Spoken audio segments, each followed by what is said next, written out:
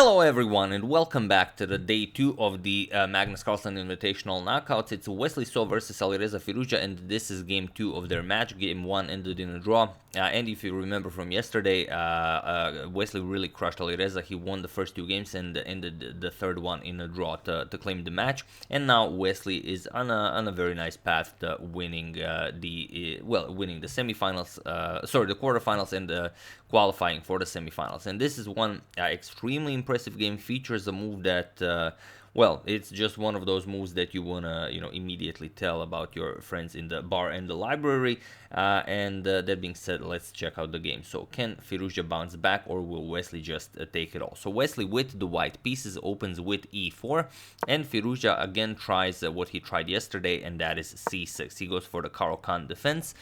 Sorry about that. We have d4 by Wesley and d5. So let's see if Alireza repeats what he did yesterday. We have d5 and e5 going for the advanced variation of the Caro-Kann. Bishop to f5 and now knight to f3. So everything the same, not going for anything crazy. We have e6 and now bishop to e2. So Wesley sticks to what he played yesterday. We have knight to e7 and here we have castles. We have h6 by Firouzja and now it's actually Wesley who deviates from their yesterday's game. Then a4 was played, but here Wesley continues knight b to d2, and now he asks Firouzja how he will continue the game. We have knight b to d7, and Wesley now shifts the knight back to b3, now preparing ideas like a4, a5, similar to what he did yesterday. So here g5. Firouzja also expands here on the king side. Now knight to g6 can be played. Also, he has very nice support for f6 if he wants to break the center. And here, knight to e1. There is a game where this was played, but here we have bishop to d2 by Wesley. We have a5 and now a4. We have queen to c7, nicely developing the queen, adding more preparation to this f6 idea. And now there is one game in the database where rook to c1 was played. It was played in the 2015 FIDE World Cup in Baku between Amir Zaibi and Fabiano Caruana. Fabio was able to win that game, but here we have c3, and it is as of this c3 move 11 that we have a completely new game. So here, much like in the yesterday's game, Alireza strikes in the center with f6. We have e captures on f6, knight to g6. Now preparing to capture this because you don't want to allow this knight to easily come to e5. So first knight to g6, and now, yesterday we saw f7 in a similar position, but here we don't have that. We have actually c4. So now what happens here? Firouzja goes bishop to d6, continues development, and now we have what is showcased in the thumbnail. We have c captures on d5, e captures on d5, and now we have this amazing position where Wesley has this god tier move that I am so very impressed with. So feel free to pause the video and try to find Wesley's idea while I give you a couple of seconds.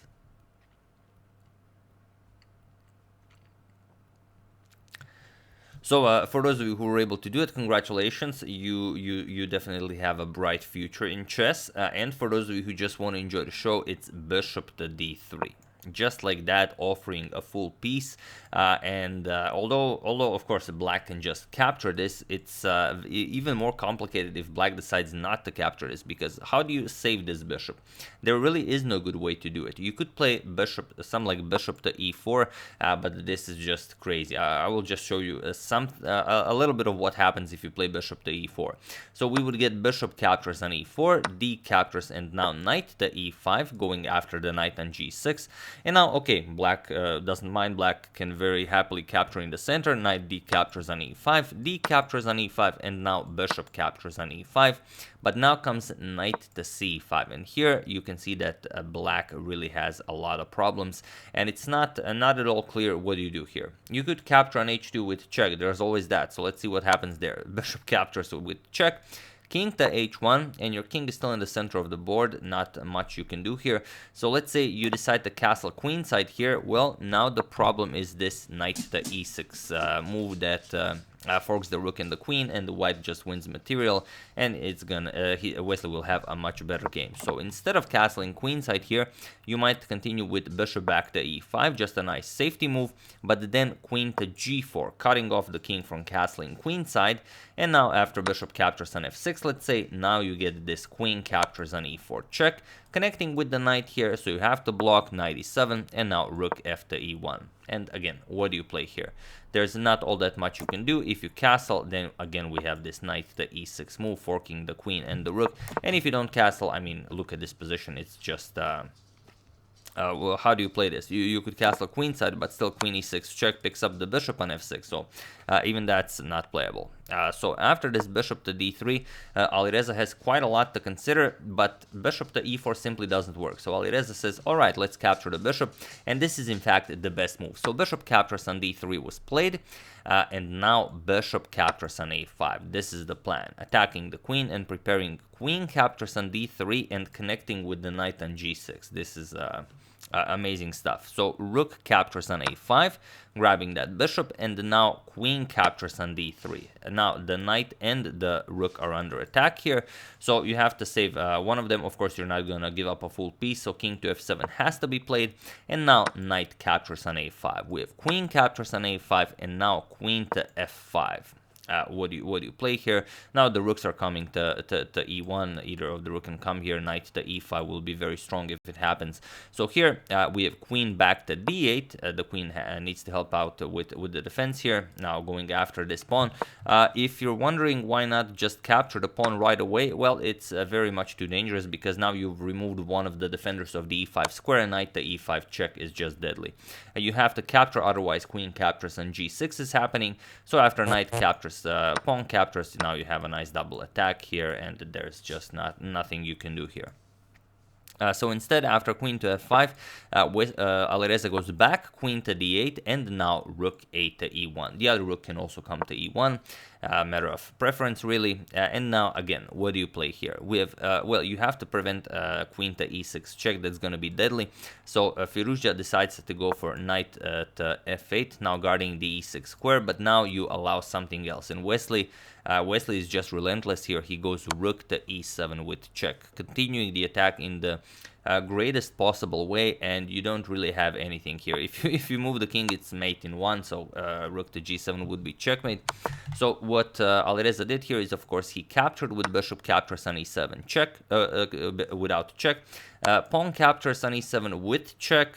You have to now capture the pawn, otherwise you just lose the queen. So king captures, and now comes rook to e1 with check. King to d6, there's nothing better, and now knight to e5. And here, there again is very little you can do. Knight to f7 would be a nice royal fork here, forking the king and the queen. So rook to h7, the only good move for Alireza, and now comes knight captures on d7. And here the problem is, even though the material is now sort of equal, white is up only one pawn, the position is completely winning for white, because there is no good move here. I will show you, even if Alireza replies in the best possible way, which is rook to e7, it's still an effortless victory for Wesley, because here he just trades and that's it. Rook captures, queen captures, and now just queen captures here with with a nice pin, so you can't really move.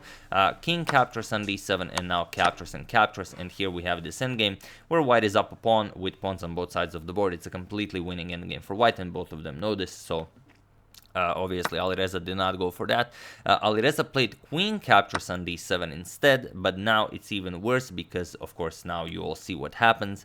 Wesley actually has a checkmate in one, and of course Wesley played it. He played queen to e5 with checkmate, and of course well, it was in this position on move 26 that the game ended with checkmate. So it's a very standard idea when the queen checks the king diagonally and these two squares are covered. So if you check on a dark square, you have to always watch if the light squares are covered, and then it's always checkmate, because the king will not have anywhere to go. Maybe a nice thing to remember. But yeah, really an impressive showing by Wesley. Really crushed Alireza, defeated him 2 games yesterday, and well, a draw, and today also won 2 games and drew 1 game. So really a crushing victory for Wesley. And what a game, and what a showing. That bishop to d3 move, simply insane. I wasn't. I came back home from the capital a bit late today, so I missed the first round, and then I had to get back into it, cover, well, check out all of the games that were played, and I kept getting messages on my Twitter, on my Facebook, on my pretty much everything. Bishop d3, Bishop d3. I'm like, what's Bishop d3? Then I saw what it is, and I'm like, okay, Bishop to d3. Yeah. So thank you for suggesting it, everyone. It's definitely one of those moves that you want to share with everyone. So yeah. That's the game. Hope you guys enjoyed it. I would like to thank Mr. Future, Jan Hogerwerf, I Love Matti, Kevin Hawkins, and KD Nuggets for contribution to my channel. Thank you a lot. I really appreciate it. As usual, you can check 2 of my previous videos here. Thank you all for watching, and I will see you soon, continuing the coverage of this very nice tournament, checking up on your wonderful suggestions and whatever else happens in the chess world. So thank you all. I will see you soon, and have an excellent rest of your day.